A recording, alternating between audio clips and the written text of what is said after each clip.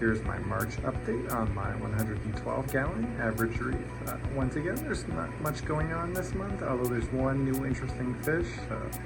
The tank is still full and there's really not much to do. I'm hoping to upgrade this tank this year. Initially, I was going to go with as big as I could possibly afford, but a new plan I'm starting to consider is to just upgrade this to, say, a 180, maybe slightly bigger, and then run the 120 I picked up a few months back as another reef right here. Currently it's just full of clownfish. These guys will go back into the grow-out system as soon as there's room for them, at which time this tank will be free to use for something else. So the new fish is another storm. The first one, I guess, didn't go well. Eventually he disappeared.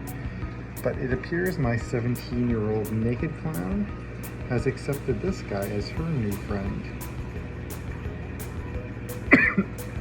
Excuse me, he's a little bit stung up since he's been inside the gonny, but he seems to be fine and she seems to have taken a liking to him. Otherwise, most corals in the tank are looking good. I'm gonna have to frag the orange digitata as the magnet can no longer get through the front. You can see it's just about touching the glass, and the glass is a little bit dirty there. Of course, the side view is still the best, even though the tank is super jam-packed.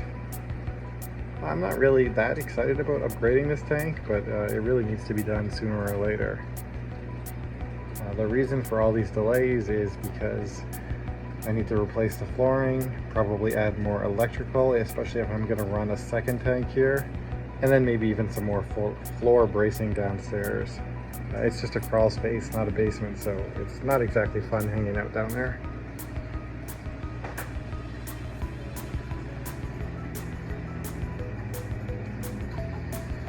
Well, I have been purchasing new fish. None of them have really been for this tank, and I haven't really been looking too much at coral.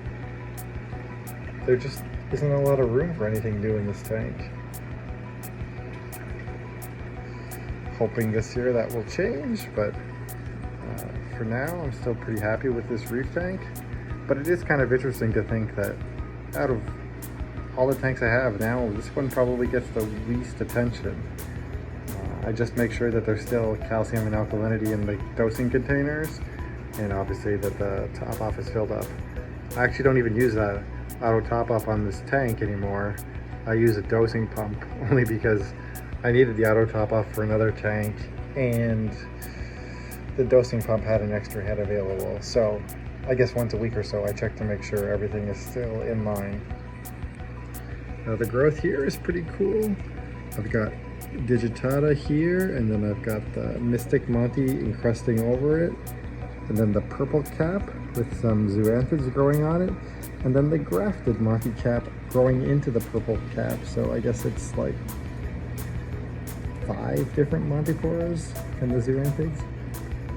Although these two don't really play nice. Eventually I think the Mystic Monty will encrust over the digitata. Of course, there's more of it here, so that's not really that big of a deal. And I would probably break these branches off before they were completely overtaken. So yeah, that's the reef tank for now. I think it looks good, but there's really not too much to say about it. The stand is kind of falling apart. It's a steel stand that's starting to rust, but that's okay. It's just the facing has kind of broken apart, so I've done my best to hide it in this video. So what do you think? One big reef tank or two slightly different, or I should say significantly different reef tanks? I could run the bigger one with softies and LPS and potentially do SPS in the other one. The reason for that is actually has nothing to do with hard corals. Not that I mind acros, they're just not my favorite. I have a fish in another tank that's not exactly friendly to soft corals and LPS. Thanks for watching, and happy reefing.